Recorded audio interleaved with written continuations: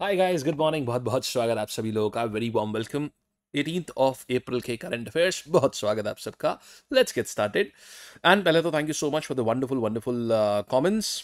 महक मौर्य, आप सीए का क्विज देते हैं, आपको बहुत अच्छा लगता है। क्या बात है, बहुत अच्छी बात है। हमें भी बहुत अच्छा लगता है कि आपको अच्छा लगता है।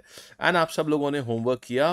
राजू भाई, तूफान आर्मी के हमारे सदस्य, thank you so much guys. आओ, ये हमारे कल के टॉपर्स हैं। सत्य प्रकाश, पृथ्वीराज, शिखा श्रीवास्तव, देवजीत माजुमदार और दीपायन दे। वेल डन, बहुत बढ़िया। आओ देखो, तो ये है हमारी ईयरली करंट अफेयर्स की किताब। आप अब तक पढ़ चुके होंगे बढ़िया से। जनवरी 2024 से लेकर के ये आपका फरवरी 2025 तक है ये पूरी, ठीक है। नहीं पढ़ी है तो पढ़ डालिए इसको, ये बहुत काम आने वाली है एग्जाम में आने वाले। देखो भाई, न्यूज़ क्या आती है इसको समझते हैं। तो न्यूज़ ये कहती है कि देखो, ईएसए का बायोमास विशन है ये। Forest and carbon, basically forest और कार्बन का ना एक्सरे स्कैन कर देगा। कब लॉन्च होने जा रहा है? तो अभी ये लॉन्च होगा ऑन 29th ऑफ अप्रैल में होगा ये फॉरेस्ट और कार्बन का बिल्कुल समझ लो ऊपर से बैठ करके एक्सरे लेगा। ये कैसे लेगा समझाता हूँ। 29 अप्रैल को ये आएगा। ये कहाँ पर आ रहा है? फ्रेंच गुआना से ये लॉन्च होगा। एक रॉकेट से लॉन्च किया जा रहा है इसको। इसका नाम है वेगा सी। और अब होगा क्या, ये 666 किलोमीटर की ऊंचाई पर जाकर के ये बैठ जाएगा। अब ये सब तो ठीक है, लेकिन अब ये मिशन क्यों करा जा रहा है, क्या करेगा? देखो होगा क्या, ये जो मिशन है बायोमास मिशन, ये पूरी दुनिया के जंगलों का एक 3D मैप तैयार करेगा। अभी तक हमारे पास पूरे दुनिया के जंगलों का एक 3D मैप नहीं है। तो ये 3D मैप तैयार करेगा। 3D मैप से क्या मतलब है सर? हमें तो पता है कौन सा जंगल कहाँ है।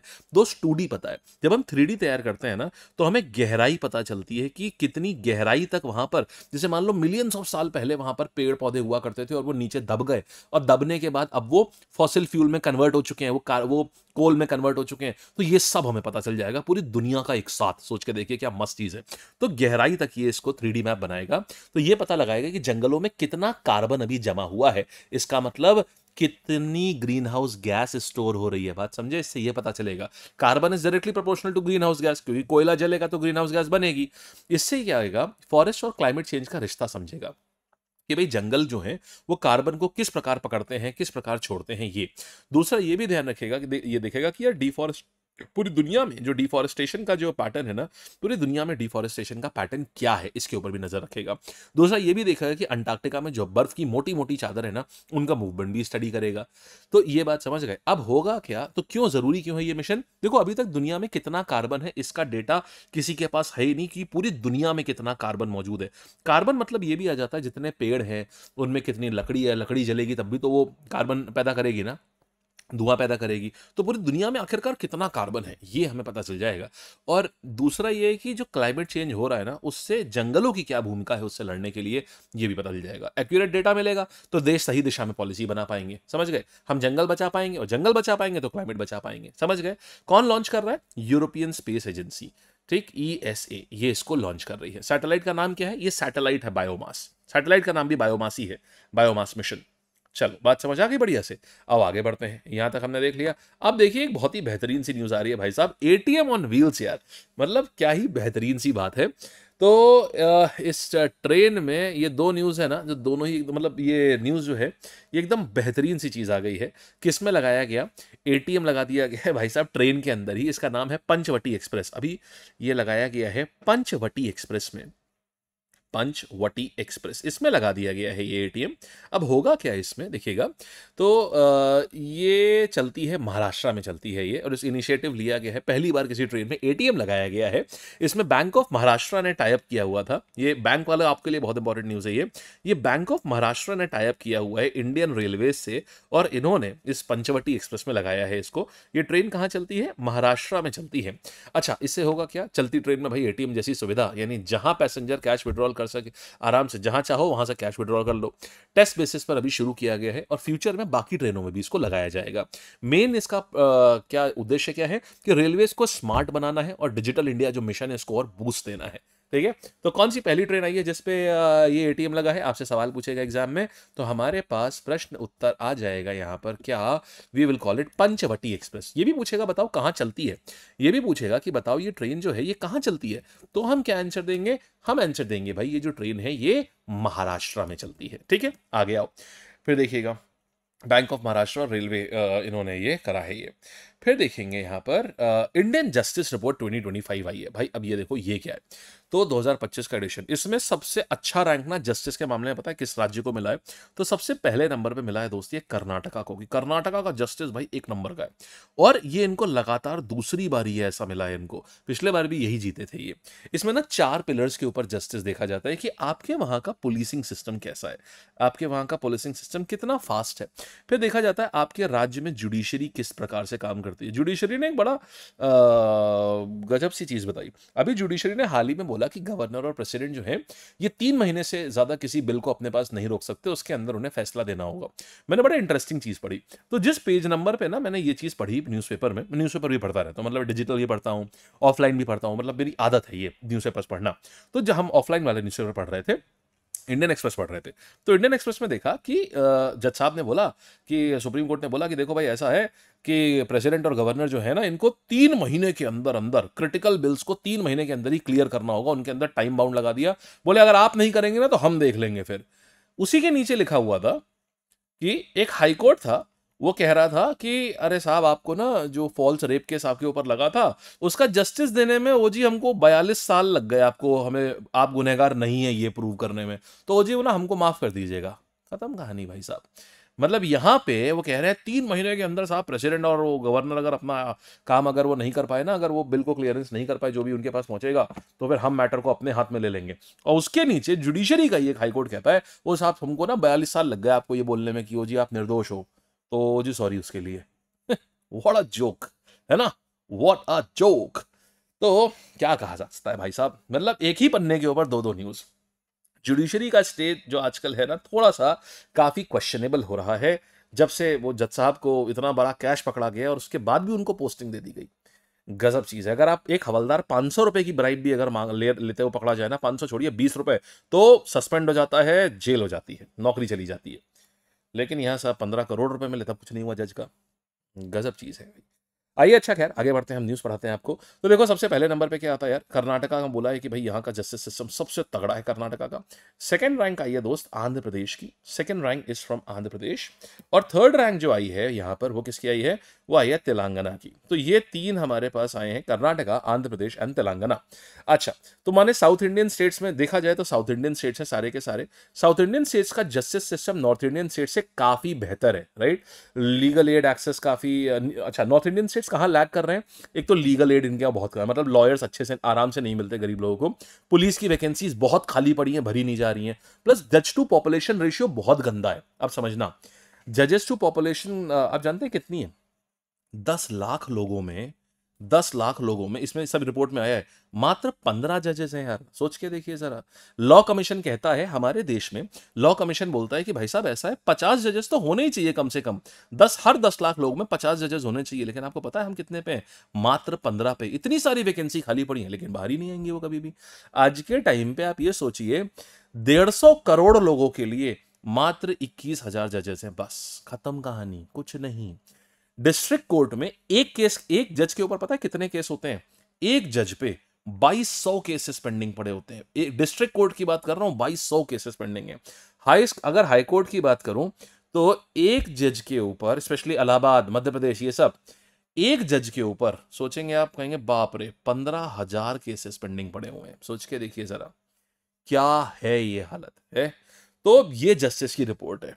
और क्यों नहीं हो रहा? क्योंकि जुडिशरी ने बहुत सारी चीजें अपने हाथ में रखी हुई हैं, बहुत सारी चीजें, वो उस पावर को लूज नहीं होने देना चाहते हैं। और सरकार कहती है कि भाई साहब जब सारी पावर अपने हाथ में रखी है तो फिर रहने दो, फिर उन्हीं के हाथ में, फिर हमें क्या मतलब है फिर सही करने से।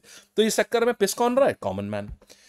आइए, that is the mango man, आम आदमी, बहुत मैंगो ही खाता रहता है बस ये। आइए, तो ये है पूरी रिपोर्ट जो मैंने अभी आपको बताई है। आप एक बार रीड मार सकते हो इसको वीडियो पॉज करके, ठीक है।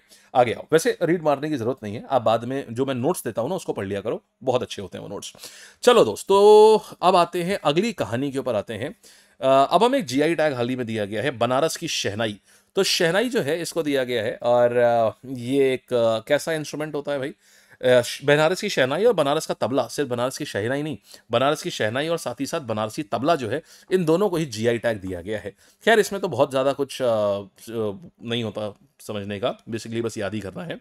आओ, तो ये कैसा है, तबला है, एक परकुशन इंस्ट्रूमेंट है, माने इसको मेम्ब्रेन होती है, जो जिन इंस्ट्रूमेंट पे मेम्ब्रेन होती है उनको परकुशन इंस्ट्रूमेंट बोलते हैं, जैसे तबला हो गया, ड्रम हो गया, ये सब। और ये है बनारसी शहनाई, ये कैसी होती है, ये कैसी वायु वाद्य यंत्र होता है, मतलब इसमें फूंक के बनाया जाता है ना इसको, तो ये वायु वाद्य यंत्र होता है। आइए, अच्छा, फिर देखिएगा इंडिया और उज्बेकिस्तान की एक्सरसाइज, जॉइंट मिलिट्री एक्सरसाइज आ रही है, उसका नाम क्या है, it is dust lick exercise. Dust lick मतलब धूल चटने वाला, तो धूल चटा देने वाला, तो किसकी है, इंडिया और उज्बेकिस्तान। नथिंग वेरी इंपॉर्टेंट, बस सिर्फ नाम जानना है और इसके अलावा कुछ नहीं जानना है आपको यहां पर। फिर आइए, अच्छा, यहां आते हैं, जस्टिस B.R. गवाई, ये अगले चीफ जस्टिस ऑफ इंडिया होंगे। मैं आपको ये बताऊं कि हमारे स्टूडेंट्स ने जब तैयारी करना शुरू करते हैं, तो आप ये समझ लीजिए, एक बच्चे की एक तैयारी जो होती है, मोटा मोटा एक एवरेज 1 से 1.5 साल की तैयारी होती है। एक लर्नर जो हमारे पास रहता है 1 से 1.5 साल रहता है, फिर मोटा मोटा वो सेलेक्ट हो जाता है। अब इस दौरान पता है आपको, हम कम से कम उसको 3 बार, एवरेज देख रहा हूं पिछले 3 साल से, DY चंद्रचूड़ साहब ने थोड़ा बचा रखा था, नहीं तो एवरेज कम से कम उसके प्रिपरेशन फेज में कम से कम 3 बार तो चीफ जस्टिस बदल जाते हैं इंडिया के। चीफ जस्टिस आते कितने टाइम के लिए, कोई 6 महीने के लिए आ रहा है, कोई 8 महीने के लिए आ रहा है, ऐसे ही आते थे। ये तो कहिए 50th चीफ जस्टिस जो DY चंद्रचूड़ साहब थे, वो अभी कुछ टाइम के लिए लंबा रहे, बाकी सब ऐसे ही। अब देखिए, अभी 51वें चीफ जस्टिस कौन है, जस्टिस संजीव खन्ना, मई 2025 में रिटायर हो गए, अभी रिटायर हो जाएंगे ये। अरे भाई, तो इतने छोटे टाइम के लिए क्या मतलब बनता है। अब क्या आएंगे, अब आएंगे 52वें चीफ जस्टिस। अच्छा, ये ध्यान रखिएगा, ये इंपॉर्टेंट एग्जाम में इसलिए आएंगे क्योंकि ये एक दलित चीफ जस्टिस है, ये एक दलित चीफ जस्टिस ऑफ इंडिया है, ये second Dalit chief justice of India है। और पहले दलित कौन थे, फर्स्ट दलित चीफ जस्टिस कौन थे, ये थे KG बालकृष्ण। ये याद करना, बहुत इंपॉर्टेंट बात बता रहा हूं, बहुत अच्छी। KG बालकृष्ण, इस बार ये सवाल आ सकता है, आप सोचोगे अरे इतना डीप सवाल कैसे आया, डीप नहीं है दोस्त, करंट अफेयर्स से। 2007 से लेकर 2010 3 साल रहे थे बालकृष्ण साहब, तो ये पहले दलित चीफ जस्टिस थे। और ये अब दूसरे दलित चीफ जस्टिस आ रहे हैं, इनका नाम है B.R. गवई, ये दूसरे दलित चीफ जस्टिस हैं ये इंडिया के। ये 14 मई से ये कार्यभार संभालेंगे, 14 मई 2025 ये आ जाएंगे B.R. गवई साहब, ठीक है। चलिए, इनका टेन्योर कितना रहेगा, बहुत लंबा, ये बहुत लंबे समय के लिए आ रहे हैं, 14 मई से लेकर के 23 नवंबर तक आ रहे हैं, खाली बस 6 महीने के लिए आ रहे हैं ये। एंड द सागा कंटिन्यूज, 6 महीने के लिए आ रहे हैं ये, ठीक। चलिए, फिर हमने बोला था ना आपको, देखिए आपने DY चंद्र, मैंने बोला था कम से कम 3-4 चीफ जस्टिस के नाम मैं सिखाता हूं बच्चों को अपने। अरे यार, ये क्या करते हैं, एग्जाम नहीं खत्म हो पाता है भाई, मतलब एग्जाम नहीं हो पाता है 1 साल 1.5 साल में, उतनी देर में ये 4 बार एक कॉन्स्टिट्यूशनल पोजीशन का पोजीशन चेंज कर देते हैं। अब बच्चा वहां जाके गलत जवाब लगा के आता है, फिर बोलता है अरे सर आपने तो ये बताया था। मैं कहता हूं भाई, जब मैंने दूसरे वाले बताए थे तब तुम एब्सेंट थे, आज की क्लास जो छोड़ देगा वो एग्जाम में गुड़ गोबर करके आएगा, क्यों, उसके हिसाब से तो संजीव खन्ना साहब होंगे। अब फिर देखो, 23 नवंबर को ये होगा, माने दिसंबर मेंस में जब एग्जाम लिखने जाओगे ना, तब चीफ जस्टिस नए आ चुके होंगे। माने आपने DY चंद्रचूड़ को देखा, फिर आपने देखा ये जो अभी इस समय है ये जो संजीव खन्ना को देखा, फिर आप B.R. गवई को देखेंगे, और फिर देखो ये आप देखेंगे एक और को, माने 1 साल के अंदर 4 चीफ जस्टिस बदले हैं। गजब। आइए, और बहुत अच्छी बात, इंटरेस्टिंग बात सुनिएगा, अब यहां पे भी बताता हूं।